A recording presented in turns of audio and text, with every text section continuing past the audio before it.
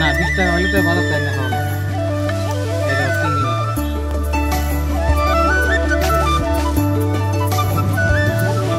আপনার রিয়াকশনটা কিরকম হবে? আপনার ঘরটা ভাঙা হয়েছে এই মুহূর্তে।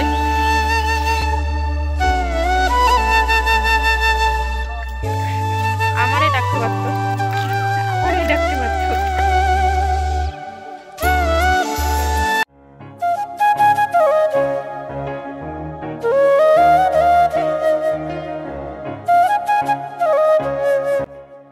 শুভ সকাল আমার প্রিয় বন্ধুরা।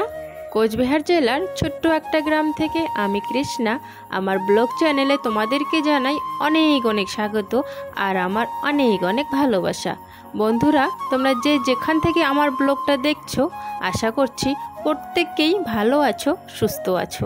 আর আমরাও ভগবানের আশীর্বাদে তোমাদের ভালোবাসায় ভালো আছি। কালকে রাতে বৃষ্টি হয়েছিল, তাই কিন্তু গাড়ির প্লাস্টিকটা ওর বাবা যখন 1টার দিকে রাতে বাড়িতে আসে তো প্লাস্টিকটা আমাদের যে বারান্দাটা আছে সেই বারান্দার সাথে বেঁধে দেয়। কেন বলো তো? যদি প্লাস্টিকটা না বাঁধা হয় তাহলে না বারান্দাটা একেবারে জল জল ভর্তি হয়ে যায়, বৃষ্টির জলগুলো ছিটে পড়ে এখানে আসে, আরও হচ্ছে গাড়িটাও ভিজে যায়। সেই জন্য ভালো করে বান দিয়ে রেখেছিল। তো আমি বানটা খুলে দিলাম। বানটা না খুললে একদমই আলো পড়ে না, একটু যেন কীরকম লাগে জায়গাটা, সেই জন্য বানটা খুলে দিলাম। আর ঘরে বাসন ছিল, কালকে রাতে যে খিচুড়ি রান্না করে আমরা খেয়েছিলাম, তো বাসনগুলো বের করে কলে পারে রেখে ঘরটা ঝাড় দিয়ে দিলাম। আর এখনও কিন্তু কেউ ওঠেনি।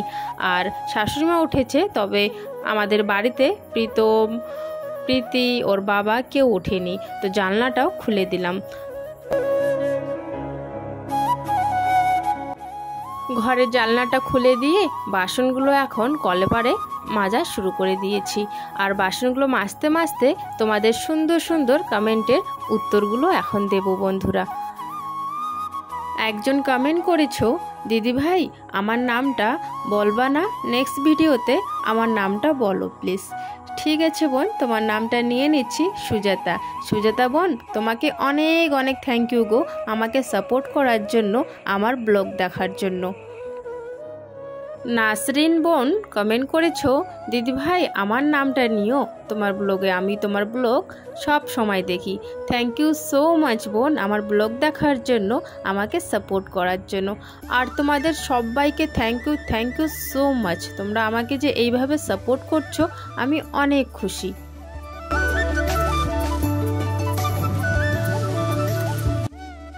বাসনগুলো রান্নাঘরে রেখে চলে আসলাম এই দিকে একটু মাটি নেওয়ার জন্য।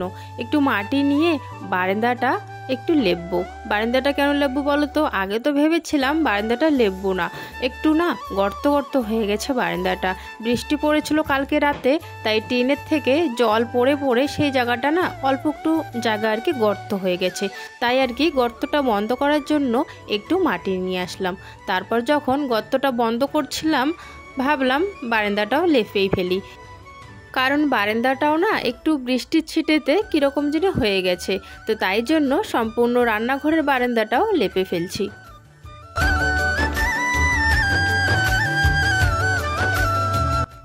আর মাটির ঘরগুলো লেপার সময় না বন্ধুরা এমন মনে হয় যে একটুখানি লেপছি, অন্য সাইডটা একদম ভালো লাগছে না দেখতে, তাই মনে হয় যে ওই সাইডটাও একটু লেপে নেই। তো আমার সাথে ওরকমই হয়, একটুখানি যদি লেপতে চাই অমন করতে করতে সম্পূর্ণ ঘর বলো বারান্দা বলো সবটাই মুছে ফেলি এরকম করতে করতে। কারণ হচ্ছে একটুখানি যদি লেপি তো অন্য সাইডটা একদম বাজে দেখায়, সেই জন্য কিন্তু সম্পূর্ণ বারান্দাটা এইভাবে আমি লেপে নিলাম।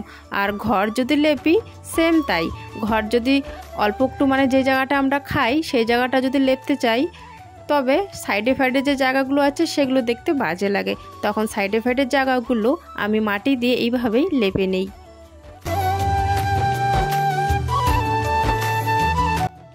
বারান্দাটা লেপে এইদিকে দেখো ব্রাশ করে নিয়েছি। ব্রাশ করার পর 3টে চাদর আছে, বিছানার 3টে চাদর আছে, তো সেই বিছানার চাদরগুলো নিয়ে আসলাম, নিয়ে এসে উঠানে রাখলাম। আর এখন হচ্ছে কলের থেকে জল নিয়ে এসে গামলাতে দেব। আর এখন কিন্তু আমি ধুবো না, যেহেতু এখন আমার একটু কাজ আছে, কাজ বলতে রান্নাটা আগে সারতে হবে। কেন বলো তো, বর খেয়ে দিয়ে কাজে যাবে, যাতে ওকে একটু খেতে দিতে পারি, সেই জন্য কিন্তু এগুলোকে এখন ধুবো না। এই বিছানার চাদরগুলো ভিজিয়ে রেখে তারপর কলেপাটটা ঝাড় দিয়ে আমি চান করে ঠাকুরটা দিয়ে কিন্তু সোজা রান্নাঘরে চলে যাব।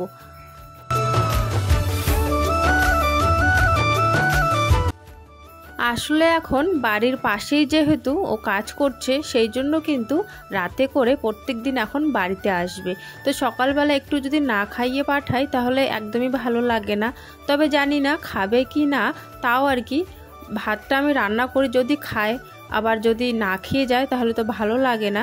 ওই জন্যই আর কি আলু সেদ্ধই হোক বা যেটাই হোক সেটা দিয়ে যাতে একটু ওকে খেতে দিতে পারি, সেই জন্য তাড়াতাড়ি চানটা করে রান্না বসাবো আগে। তারপরে রান্না বান্না করে সমস্ত কাজগুলো আবারও করব। বিছানা এখনও তোলা হয়নি, যেহেতু এখনও কেউ উঠেনি, সেই জন্য বিছানা তুলবো পরে। আর জামা কাপড়গুলো রান্নার পর ধুয়ে দেব। জামা কাপড় বলতে বিছানার চাদর 3টে।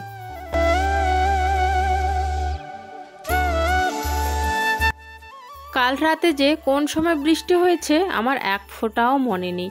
সত্যি এক ফোঁটাও আমি টের পাইনি যে কখন বৃষ্টি হয়েছে।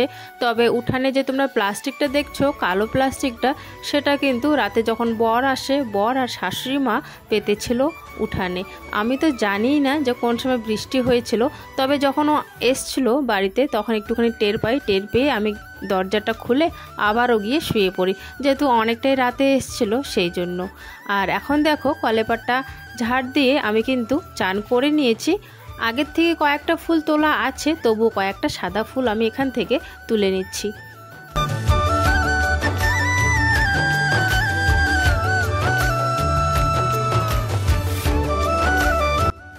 এখন হচ্ছে সাইডে যে সাদা ফুলের গাছটা দেখলে ওই ফুলটা বেশি করে ফুটছে। আর এই হলুদ ফুলটা এখন কেন জানি সেরকম আগের মতো ফুটছে না। আগে কি এরকম হলুদ হয়ে মানে পাতা কম ফুল বেশি আর কি দেখা যেত। আর এখন হচ্ছে হলুদ ফুলগুলো বেশি হচ্ছে না, এখন সাদা ফুলটা বেশি হচ্ছে। ঠাকুরটা দিয়ে এদিকে রান্নাঘরে চলে আসলাম। রান্নাঘরে এসে একটু আগে চা বানিয়ে খেয়ে নেব, তারপরে হচ্ছে কিন্তু ভাতটাও বসিয়ে দেব। আর এখানে কিন্তু ক্যামেরা ধরে আছে, মানে ফোন ধরে আছে আমার মেয়ে। তোমরা অনেকে জিজ্ঞাসা করো যে ফোন কে ধরে। তো যখন মেয়ে বা ছেলে ধরে আমি কিন্তু বলে দিই যে এখন আমার ছেলে ধরেছে বা এখন আমার মেয়ে ধরেছে।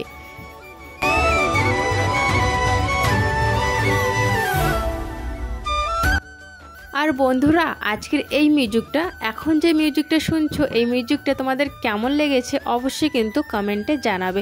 যদি ভালো লাগে নেক্সট যখন ব্লগ করব আমি, তখনও কিন্তু এই মিউজিকটাই দেব। তোমরা বলবে কীরকম মিউজিকটা লাগলো তোমাদের।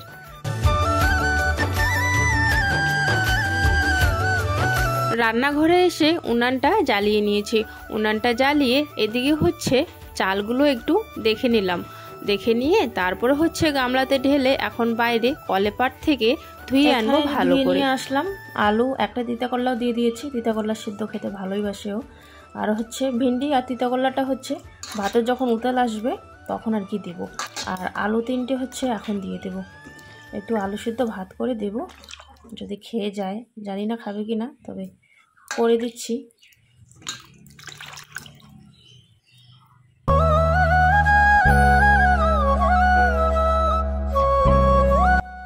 তরকারি রান্না করতে করতে কিন্তু অনেকটাই দেরি হয়ে যাবে, তাই ভাবলাম সেদ্ধটা আগে বসিয়ে দেই।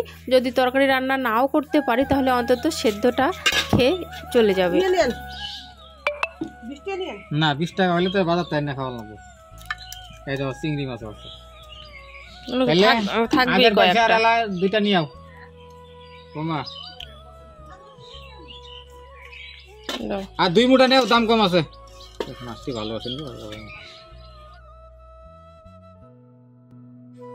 আজকেও সকালবেলা ভাবছিলাম যে কি রান্না করব, আজকেও সেরকম তরকারি ঘরে নেই, শুধু আছে ওই ঝিঙা একটা আর অর্ধেক, আর কিছু নেই। আর আছে ভিন্ডি। তো এই ভাবতে ভাবতে অন্তত আলু সেদ্ধটা আর কয়েকটা ভিন্ডি সেদ্ধ বসিয়ে দিয়েছিলাম আর কি ভাতের সাথে। তো এই ভাবতে ভাবতে দেখো চলে এসেছিলো মাছওয়ালা। তো মাছ নিয়ে এসছে, অনেকটাই আর কি ভালো লাগলো আমার যে অন্তত বাড়িতে মাছ পেলাম আর কি।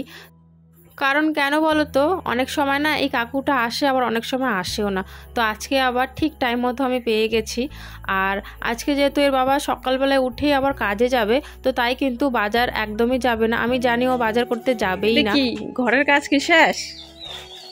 ও মাগু, ঘর ঠর ভাঙি ছুটি ছুটি কই ফেলায় দিছে ঘরের।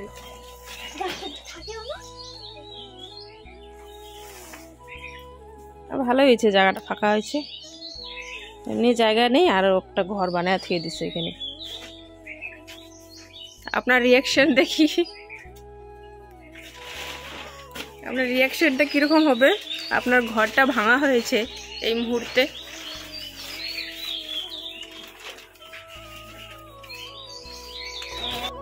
প্রীতম যে বাইরে একটা ঘর বানিয়েছিল, তো সেটা দেখি সকালবেলা আজকে হঠাৎ করে প্রীতি ভেঙে দিয়েছে। তো সেটা আবার প্রীতম তো দেরিতে ওঠে, তো প্রীতম দেরিতে উঠে দেখলো যে ওর ঘর ভাঙা। তো মানে রেগে গেছে অনেকটাই। পরে বললাম, ওকে মিথ্যা কথা বলেছি যে আমি ওকে বলেছি ভাঙার জন্য, নাহলে আবার এই নিয়ে দুজনের মধ্যে ঝামেলা শুরু হবে। আর প্রীতি যে কেন ঘরটা ভেঙেছে সেটাও আমি জানি না। তো যাই হোক, ওইদিকে দেখো মশলাটা বেটে আমি হচ্ছে একটু মাছের চটচটি করে নিলাম। যেহেতু ঝিঙা ছিল একটার অর্ধেক, তো আলু দিয়ে একটু মাছের চটচটি করে নিলাম। আর প্রীতম বাবাকে বললাম খেয়ে যাও, তো বললো ঠিক আছে খেয়ে যাই। তো তারপর একটু ভাত দিয়ে দিয়েছি, তাড়াহুড়োর মধ্যে দেখো ওইভাবে বসে খাচ্ছে। কারণ জিন্স পরে তো আর নিচে বসা যায় না, তো সেই জন্যে কিন্তু ওইভাবে পিঁড়িতে বসে পড়েছিল। আর প্রীতম হচ্ছে বই পড়ছে ওখানে। রান্না যেহেতু হয়ে গেছে, তো তাই জামা কাপড়গুলো যে ভিজিয়ে রেখেছিলাম, বিছানার চাদরগুলো, তো সেই চাদরগুলো ধুয়ে দিলাম।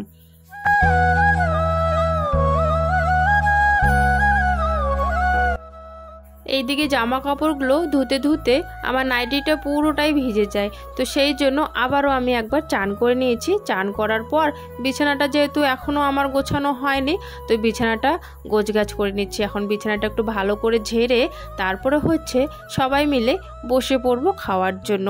আর একজন কমেন্ট করেছিল, দিদি ভাই তোমার শাশুড়িমা কী কাজ করে? তুমি সেদিন বললে যে কোথাও নাকি গিয়েছে।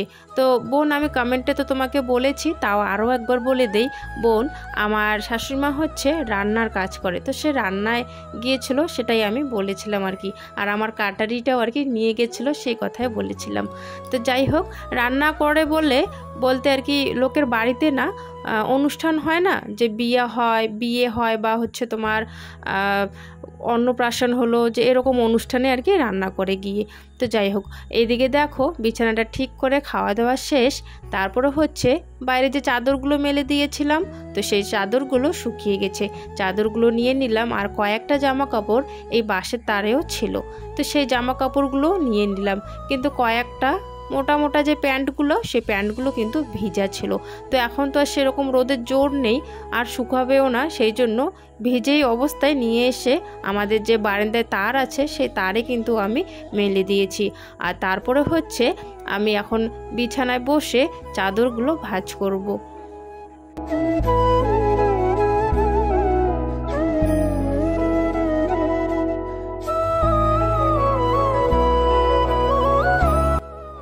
এই চাদরগুলো আছে না, আর বিছানায় পাতবো না। কেন বলো তো, এখন যেহেতু গরম পড়ে যাচ্ছে, গরমে না এই চাদরগুলোতে না থাকা যায় না। এই চাদরটা কিন্তু সুতি, তবে ওই দুটো চাদর সুতির না, খুব গরম লাগে। তাই জন্য ভাবছি এই দুটো চাদরকে ধুয়ে ভালো করে ভাঁজ করে তুলে রাখবো। আর ভালো করে ভাঁজ করে তুলে রাখবো, আবার কোন সময় কোন জিনিসের দরকার হয় সেটা কিন্তু আমরা কেউ জানি না, তাই না?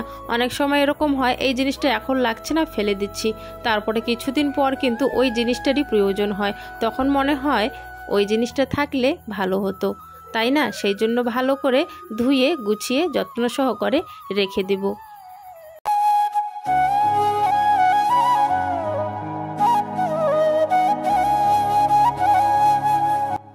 এখন চাদর তিনটে রেখে একটু বাইরে বের হব রাস্তা হাঁটার জন্য। তো কয়েকজন মিলে আমরা এখন রাস্তা হাঁটবো। ছোট গাছটা কি লঙ্কা, এটা কায় কাটছে রে? তোর বাবা লাগাইছে এটা? দেখো একটা লঙ্কা হয়েছে সুন্দর। আরো কয়েকটা এরকম গাছ সাইডে ফাইডে লাগালে হয়ে যায়। আমাদেরও হয়নি, আমাদের উঠতেছে আর কি গাছ। এইখানেও একটা আছে, যে লঙ্কা ধরছে কয়েকটা। আমাদের গাছটা এখনো ছোট আছে, হয়নি। তাও গেছে এ মান অন্ধকার অন্ধকার দেখা যায় কি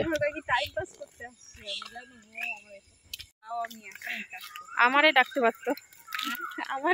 পারতো সারাদিন থাইকা বাড়িতে আসবে না তো যা যা খবর নেই যে পূজা যে কয়দিন পরে না কদিন পরে যা যা খবর নিতে লাগবে কাজ মানে লোকজন নিবে নাকি খবর নিতে লাগবে।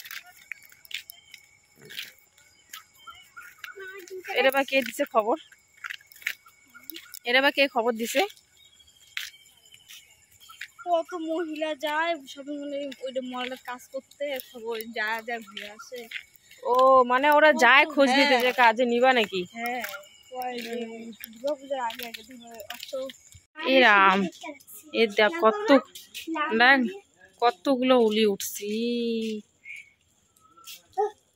ঘরে উঠবে এখন, ঘরে লাইট জ্বালালে ঘরে যাবে, ঘরে লাইট জ্বালালে পরে ঘরে যাবে। সন্ধ্যাবাতি দিয়ে আয়। এ রাম এই যে পুরো মাটি গর্ত হয়ে গেছে, গর্ত করছে ভিতর দিয়ে বাড়িতেছে। হে অর্ধেক কেমন ইস ঘরেও ভর্তি হয়ে গেছে। এ রাম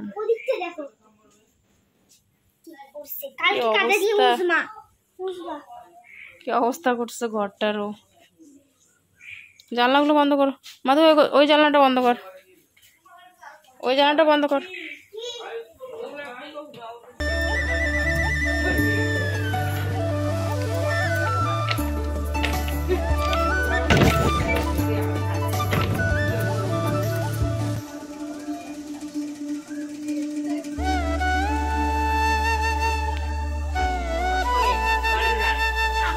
এলাই বেকার জ্বালে কোনো লাভ নেই, ঘরে দিলে জ্বালা।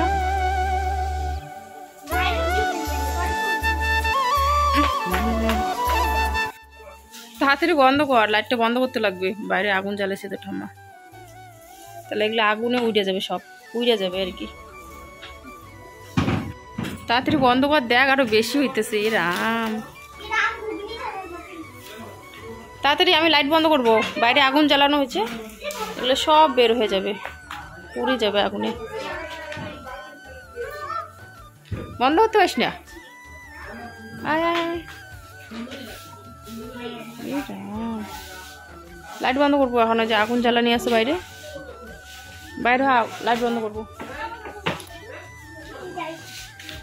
হ্যাঁ সব এই বাইরে বাইরে গেট ফাঁকা কর।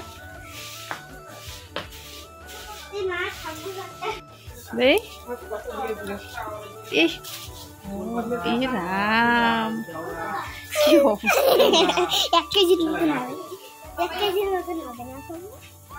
কি অবস্থা হয়েছে পুরো একরাই।